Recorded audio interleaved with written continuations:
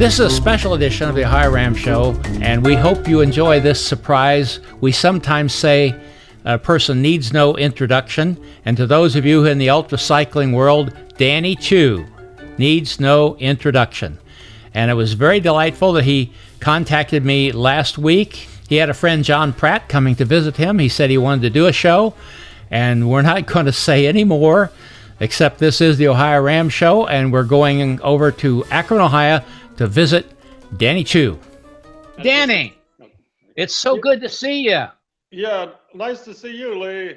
Yeah, we've been following your progress, and I think most everybody who's watching this knows most about that, but just give me a little synopsis of a quick what happened and the results there. All right, back about, 4.5, 5 months ago now, the day before Labor Day, Okay. I was riding with Cassie Schumacher close to where she lives in Akron, and I got dizzy and just fell off my bike and landed a real bad way, so that my neck took the brunt of the crash and ended up breaking my neck. As I understand it, Danny, you really at this point have no use of your legs. Is that correct? Or very little? That's correct. Basically, I can't feel anything from my chest nipples downwards. So that's 2/3 of the body. Wow. Wow. Well, we know you as the Million Mile Man, and how are you doing now? You're working on your arm strength, I guess. Yes, I've been working on my arm strength, because when that's all you have, you have to work with what you have left. And I worked my arms so hard that my personal trainer told me to back off last weekend because I got these muscle spasms in my shoulders and arms and neck, where a massage therapist could just see these balls of spasms. Told me to take it off for the weekend, take the weekend off. And I went in today and lightly started working out again. I'm going to see my personal trainer tomorrow and see what she says. But it's the kind of thing where, us cyclists are real thin in the upper bodies. So our upper bodies were not meant to work out as hard as our legs. So, it's going to take me maybe a whole year to build up my arms and shoulders to be strong enough to ride a hand cycle at any kind of decent speed. Well, now listen, Danny, you're working on getting your arm strength up. Where are you at now? I'm in Akron, Ohio, right on the edge of Cuyahoga Valley National Park, which is along the Cuyahoga River. It's actually a pretty nice area for cyclists. In Akron, Ohio, with my friend Jerry Lynch, who was on the crew for Cassie Schumacher when she did OhioRAAM in 2013. So I've been riding indoor stationary hand cycles, but I have yet to ride one out on the road, which I plan to do come springtime. I figure, when I had my accident, I was at about 783,000 miles or so. So I still need about 217,000 miles. So if I can get up to 10,000 miles a year on a hand cycle, I can still get the million miles with 22 years of riding. You understand? So instead of being in my 70s, I'm going to probably end up being in my 80s by the time I ride my millionth mile. All of us who know you, Danny, somehow think that that's going to happen. Thanks a lot. I appreciate it. I've got so many people that have given me donations and contributions. It's just, incredible to see that many people that support me. Danny, just refresh us. What is your Race Across America record? How many times you ride, and what were your places? Yeah, I did the solo Race Across America for 8 years in a row, from 1994 to 2001, basically till I couldn't afford to do it anymore. As people know, it's expensive to do. And so in 1994, I was 4th place. 1995, I was 2nd. 96, I won it. 97, I was 2nd place. 98, I was 4th place. 99, I won for a 2nd time. 2000, I was second place, and my last time I did it, 2001, I was third place. So never lower than fourth place and 2 wins. Well, that's quite a remarkable record, and of course we also know you. A lot of people know you from the Dirty Dozen, which you had to miss this year. I'm sure that was hard to take, but it went on. It did. The Dirty Dozen is basically a ride up Pittsburgh's 13 steepest hills, and these hills average 25% grade. So they're just incredibly steep hills. Well, I watched that live streaming for several years now, and I'm always amazed at those people. Now, you told me when we talked on the phone a few days ago that they are working at preparing your house so you'll have access to it. Is that correct? That's right. They're going to have to put an addition onto my house in Pittsburgh because there were a lot of steps leading up to it. So it has to be adapted to wheelchair accessibility.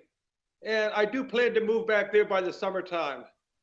Let's talk about the hand cycles and RAM for a bit.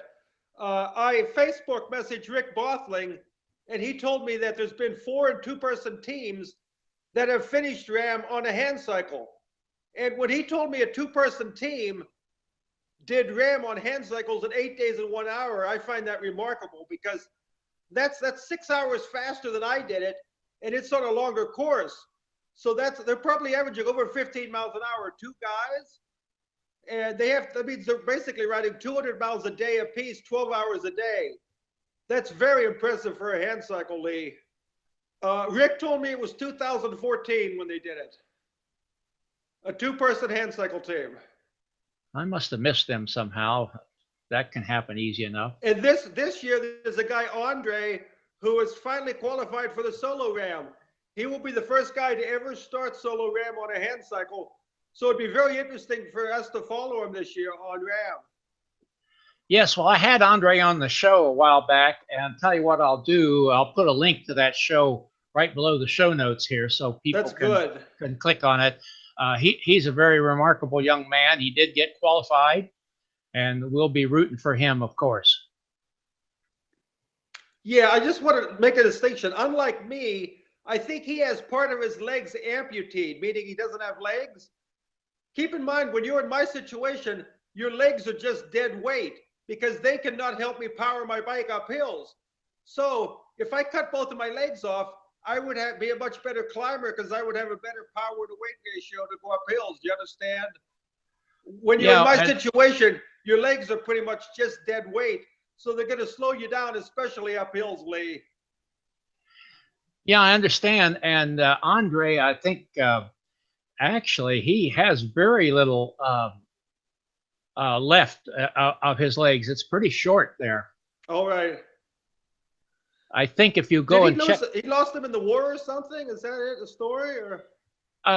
He was a student in, boy, it runs my mind somewhere in the Czech Republic, but I may have. It's one of those nations there. It was part of Yugoslavia, I think, and he fell in front of a tram or a train or something like that, and that's what happened. How's your attitude about all this? You handling this okay, John? I've had a lot of time, almost 5 months for this to sink in. And I'm doing a lot better now than I did. The first couple of weeks were really tough. Because to lose the freedom of your legs to go anywhere you want, it's something we just all take for granted, Lee. You just assume that you can walk and ride a bike with your legs. Well, I can't even imagine what that must have been like, but you also had some serious healing to do. You had some surgery. Now, you spent quite a bit of time in Chicago, did you not? Tell me about all that. Right. My brother researched the rehab centers all over the country, and he found out the Rehabilitation Institute of Chicago was one of the best places to recover from a spinal cord injury. That's why I went there after I was in the Akron hospital. His face is smaller now, John. Now it's big again. I was there for 10 weeks, and they basically teach you everything you have to do to adapt to the new lifestyle, being able to put your pants on by yourself by turning your body left and right in bed, being able to transfer yourself from the bed to the wheelchair, and being able to, take a shower on your own, having to catheterize yourself every 4 to 6 hours. And it's basically, I learned so much there it was almost like as if I was taking a university course. All right. Well, there's a lot about this that those of us who haven't experienced it don't understand, and you had to learn a lot of things that you might not have ever guessed. Now, All one of the right. things I look forward to, Danny, is what you've been so good to me by feeding me data during the race across America. I hope that you'll be able to do that again and keep me updated on what's going on, because you have such a load of statistics you carry around your brain. Yeah, thanks a lot, Lee. I'll see what happens as we get closer to the race. I doubt if anybody off the top of their head can quote as much RAM history and statistics as you can. Yeah, being the mathematician guy, I love the numbers that RAM produces. You know, there's a ton of them that go along with something like Race Across America. Got any predictions for this coming year from what you're seeing? If Christoph Strausser races, I don't think anybody can touch that guy. He's untouchable. And he wins by such a huge margin that from a fan viewpoint, it becomes kind of boring when you know who the winner's going to be. Do you agree? When nobody else can touch him? Yeah, it is a little bit anticlimactic, and you get down to the point where unless there's an accident or an injury or illness Right. or something like that, it's a foregone conclusion. But, you know, the one person I've been most interested in is Sarah Cooper. Have you followed her a little bit? Yeah, I saw that she beat all the men last year in the Race Across the West in a very impressive time. And Shauna Hogan, who holds the women's course record like in just over 9 days, she sent me some very interesting data, Lee. She looked at the time it took her to get to Durango when she said had a record race back in 95. By the way, I raced against her that year. Yeah. And it's their times are almost identical, very close to the speeds they put up. But obviously, Shauna knew she had another 2,000 miles to race after Durango, where Sarah Cooper, you know, knew her race was over. So I think it's possible that Sarah Cooper could beat Shauna's record, but everything has to go just right, meaning weather, winds, etc. You get me? Yeah, when she knew that she was going to stop at Durango, I think she, instead of taking any real naps, she kind of just took short breaks. Right. And she also had another overall win, Danny, at the No Country for Old Men. Oh, she did? Did she beat all the men? Tell me what happened. I don't have the data, but it was the 400 mile. It's 383 because that's all right. That's Dex Tooks's race number, and he has 383 miles. But she won overall, I think, pretty healthily. I'd have to look that up again. Yeah. And there was another woman, Danny, that wrote in that same race that won overall in the 200 miles. So we're seeing some women come on, just not enough of them. Yeah, you're right. Well, Danny, thank you so much for taking time. And can you flip the camera around there so we can take a look at you? You're welcome, Lee. Talk to you later. Yeah, we'll be back. John, this is John Pratt you're looking at now. And John is there visiting with Danny. And Danny called me the other day and said, could we do this when John's here? And thanks a lot, John, for taking the time. And I know Danny appreciates it. And I know all of Danny's fans do. Oh, there, we can see all of you together. Yeah, try to get us all in the shot there. Yep. John is also the guy that took over as the race director for the Dirty Dozen because I couldn't make it in Pittsburgh last year, Lee. Well, John, thank you for taking over the Dirty Dozen. And I know that's a very exciting race, and I watch it every year. I know a lot of people do. Well, fortunately, Danny has lots of other people helping out, so it pretty much puts itself together with just a little help. And we definitely tried to put our mark on it and make it happen again, and it came off pretty well. Okay, you live in Pittsburgh then, do you, John? Actually, Prospect, a bit north of Pittsburgh. Okay, focus back there on Danny again there a little bit. We've known each other since high school, so I've known John almost 40 years. You know, okay. We did a lot of biking miles together. Hey, listen, Danny, thank you so much. We wish you the very best. We hope that things move on there for you. And you're welcome, Lee. And there's a lot of people out there that's going to be so excited to see this, and we appreciate you reaching out and getting this done. I just hope the RAM route continues to go through Blanchester, Ohio, and Oxford. I hope they don't change around on us, Lee.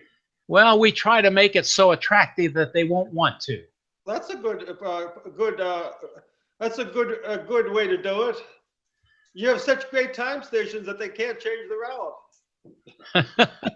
Well, we hope that's so, but Danny, we've got to thank a lot of people who make that happen, and you know, it takes a lot of work to put those together, and unfortunately, most of the RAM stations are still not manned. You know, would you and I love to see the day where every time station is manned as well as Blanchester? Would that be great? That would be great, but I'd like to see a few more along the way that is manned. I think I'd like to see one in West Virginia, or maybe Athens, Ohio. That's a good possibility there. And you know, the thing of it is, Danny, people look at what we do there in Oxford and Blanchester, and they say, well, that's an awful lot. I said, it never started out that way. You know, it started out small with just a couple people and grew. Each year it gets bigger and bigger. So, I mean, it's partly the person that runs it, like Amy and John, what's their last name in Blanchester? McFadden.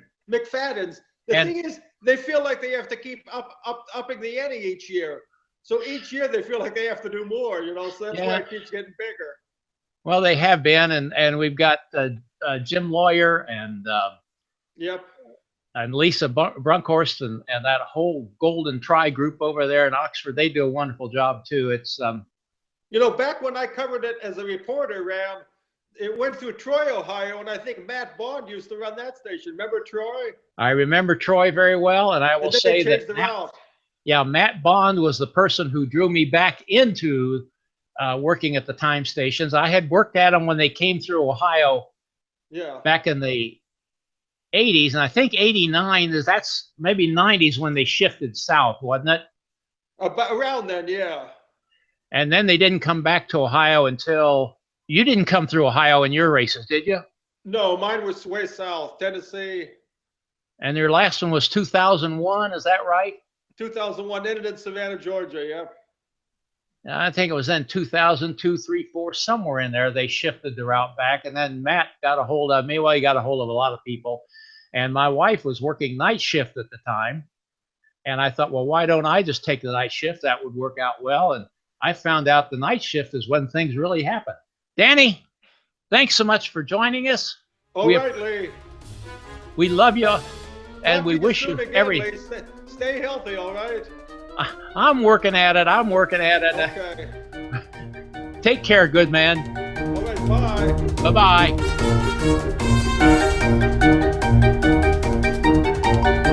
Thanks, Danny. It was really a delight to see you. And we just want to wish you the very best as you recover and as you train your body to a whole new kind of sport. And we are just all hoping that you will become that 1,000,000-mile man. And thank you for watching the OhioRAAM Show. We're not going to say much more about that, except the website is OhioRAAMshow.com, and there you'll find some links that we mentioned on the show, as well as some links to Danny's website. Thanks, Danny. Thanks, John. Thank you all for watching. And with that, we're going to say goodbye. Music by Kevin MacLeod.